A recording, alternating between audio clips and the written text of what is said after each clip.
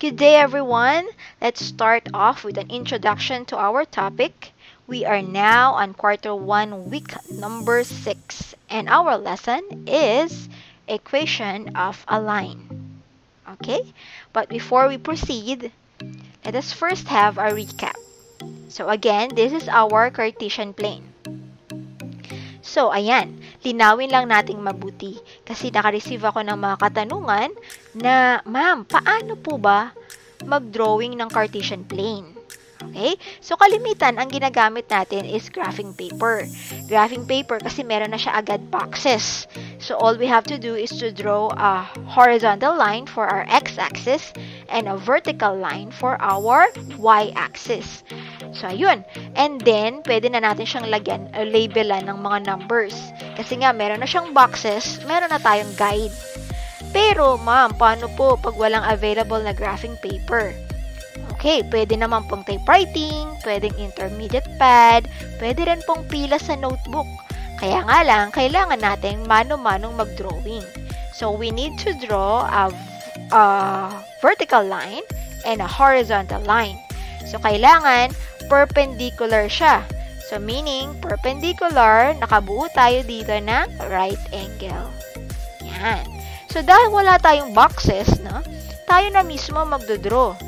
Magdodrawing tayo ng mga lines natin. Kasi kailangan natin number line, di ba? Yan, syempre, dito sa kabilang side, meron din. Ngayon, in order to do this accurately, kailangan gumamit tayo ng ruler. Okay? Para kasi, dapat, ang distance ng bawat isang unit ay syempre pare-pareho. So, kung gumamit tayo ng 1 cm, dapat bawat isang unit, ang distance niya ay 1 cm. Okay? So, ayan. Tapos, syempre, kung mapapansin nyo, laging by ones yung ating numbering, no? So, 1, 2, 3, 4, 5, and so on. Eh, okay lang naman yun. Kasi ang ating ordered pairs are usually less than 10. Pero, paano ma'am kapag meron tayong ordered pair, na halimbawa, negative 14 and positive 25. So, kung ito yung Cartesian plane na ating gagamitin, hindi ito uubra kasi ang highest number natin dito is 9, di ba? 9. So, hindi pwede natin siyang ma-plot. So, hindi tayo limited na mag-number by ones. So, pwede siyang by 2s, by 5, o pwede rin by 10s. So, halimbawa, 5 yung napili nyo. Ayan. Siyempre, by 5 rin yung ilalagay natin. So, siyempre, kapag negative, ganun din. By 5 din po, ha. Hindi pwedeng sa negative ay by 1. Ayan. Dapat pare-pareho po yung gagamitin natin. Ayan. Ganun din sa taas. Ayan. So, hindi ko na po isa-isahin. Alam niyo na po yan. Ayan. Pero, ang hirap nga lang pag ganito, is halimbawa, meron tayong ipa-plot na 12. So, ito po, between 10 and 15, mag-estimate tayo. Nandito siguro somewhere here yung 12. Yan. Yun, di ba po? So, ganun din naman, kahit dito sa ones, halimbawa, kailangan natin mag-plot ng fraction, halimbawa, 1/2. So, for example, if we have 1/2 and 3/2, pasensya na po, nahirapan ako magsulat using the mouse. So, 1/2. So, dito siya, no? Estimate tayo sa gitna nitong 0 and 1. That's our x. And for our y naman, 3/2. That's 1 and 1/2. So, 1 and 1/2. Somewhere here. So, pag dugtungin natin siya, ito yung point natin. Yun yung ating 1/2, 3/2 na point. Okay? So, speaking of point, in order to draw a line, kailangan natin at least 2 points. So, pwedeng mas maraming points, pero dapat at least 2 points in order to draw a line. So, for example, we have point A and we have point B. Pwede na natin siyang i-connect in order to form a line. Oh, speaking of lines naman, okay, na-discuss na rin to sa previous na mga lessons. Meron tayong linear equation. Meron siyang equation tulad nito, ax plus by is equals to c. Ngayon, halimbawa, meron tayong given na x plus 2y is equals to 4. Kung gusto nating i-graph ang line na yan, kailangan natin ng, ano sabi natin kanina lang, 2 points. Okay? So, in order to get 2 points, kailangan tayo mag-assign ng values for x. Any value. Any values pwede. Okay? Kayo ang mag-a-assign.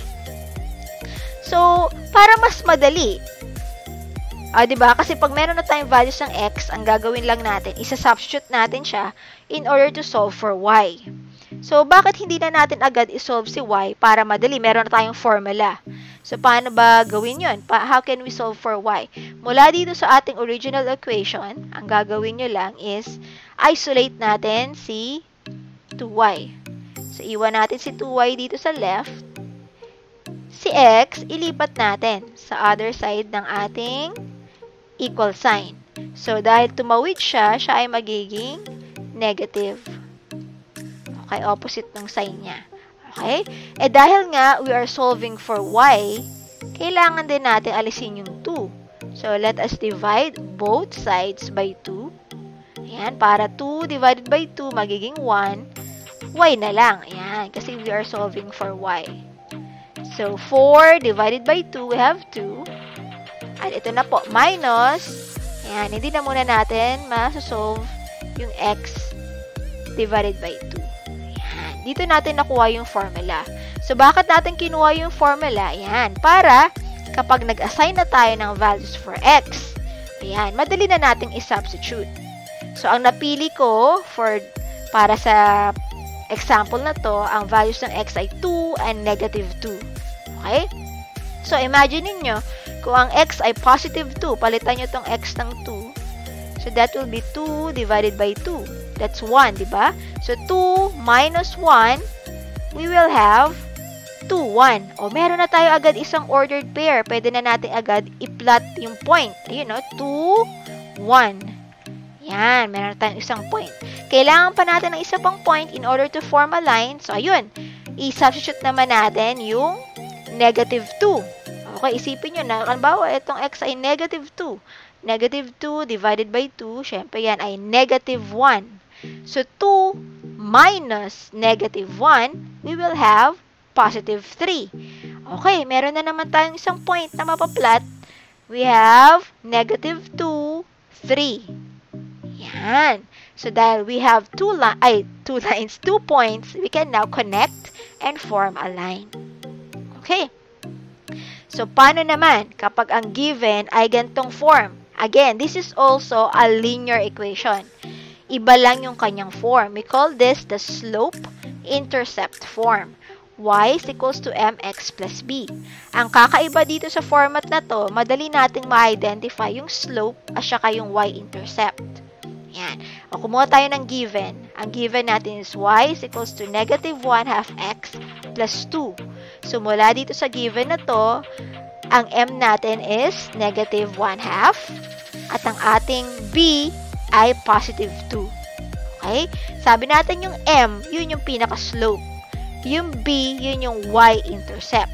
So, kung alam na natin yung y-intercept, pwede na natin agad i-plot yung point na yun. Diba? Ang y-intercept, 0 si x, at kung ano yung value ng y. So, ang y natin is 2, ang y-intercept natin ay 2. Ayan. 0, 2, kasi nga, ang y-intercept, kung saan siya, kung nasaan yung point natin along the y-axis. Ito yung y-axis natin, di ba?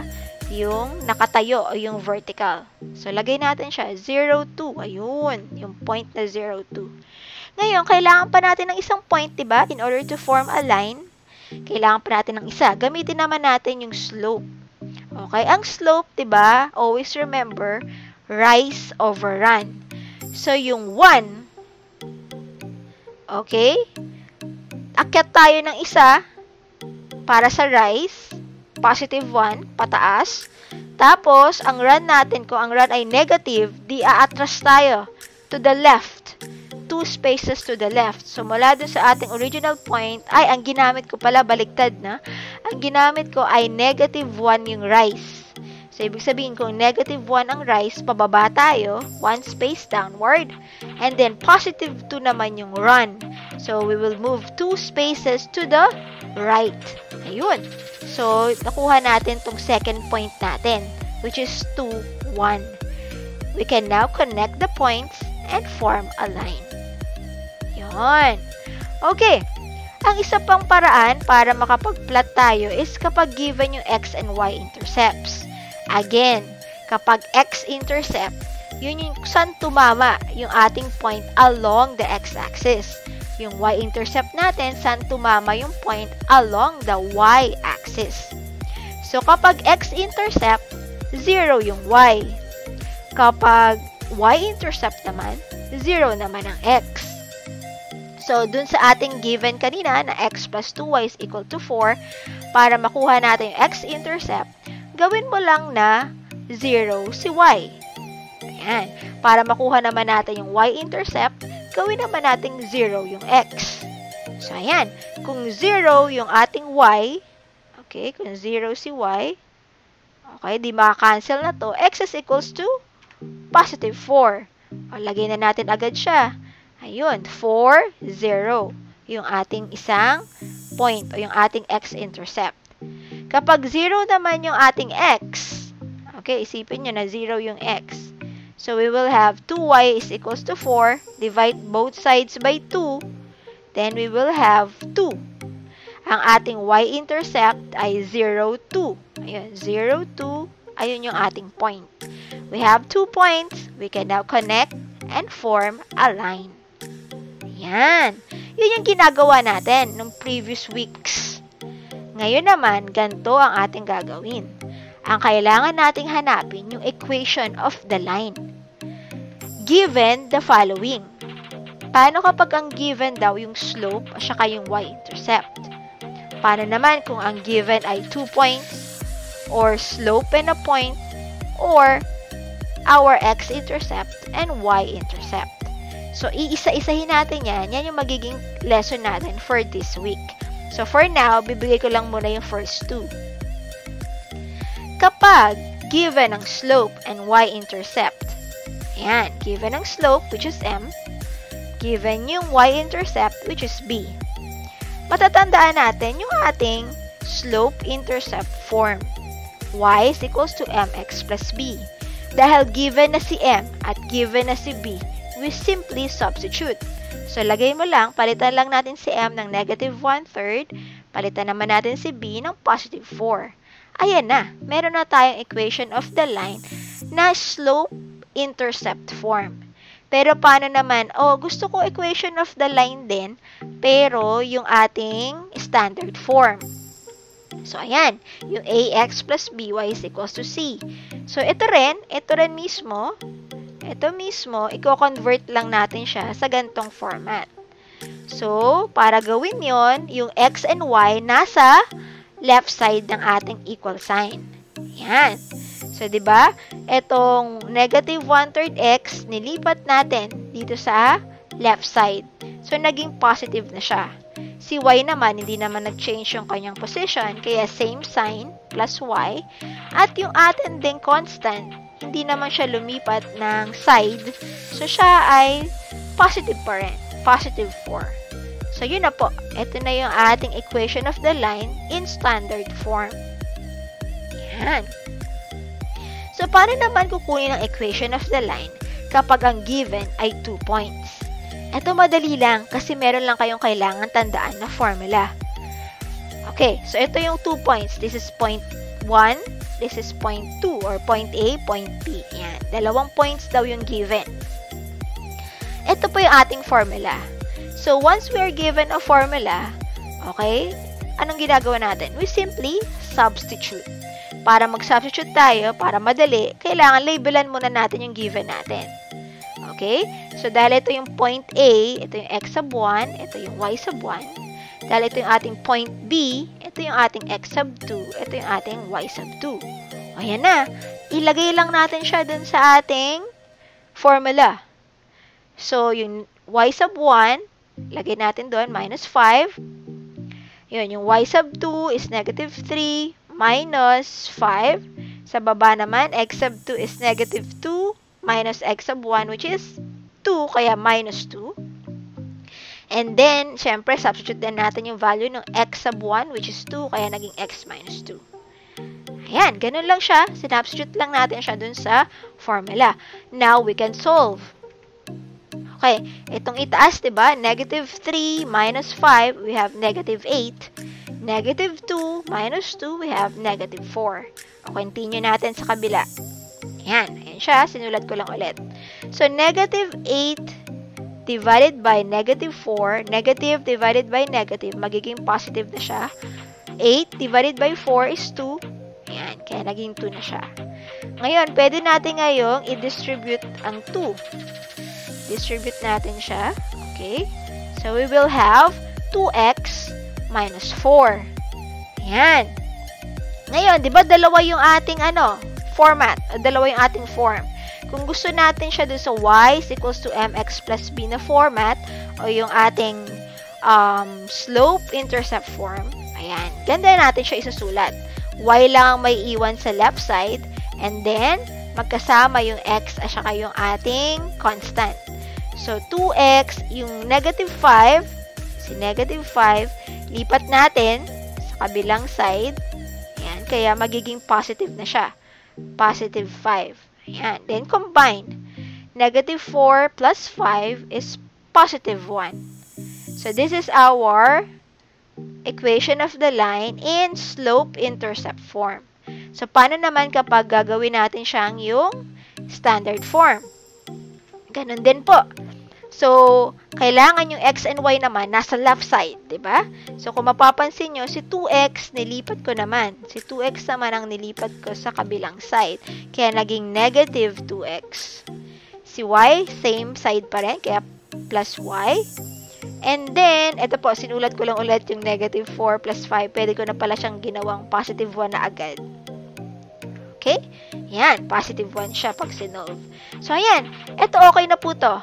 Okay na siya dun sa ax plus by is equals to c na format. Pero if we want to keep yung a natin as positive, pwede tayo mag-multiply ng negative 1 para maging positive to. So, yan. Mag-change siya lahat ng sign. This will become positive. Yung y natin will become negative. At yung 1 natin will also become negative. Yan. Yan po. So, we have two equations of the line. Y is equals to 2x plus 1 and 2x minus y is equals to negative 1. Okay, so far yan muna para sa ating introduction. Kindly wait sa susunod na video para ipagpatuloy natin tong lesson na ito. Again, don't forget to subscribe dun sa ating The Cartesians YouTube channel. Okay? Thank you for watching everyone and stay safe. Bye-bye!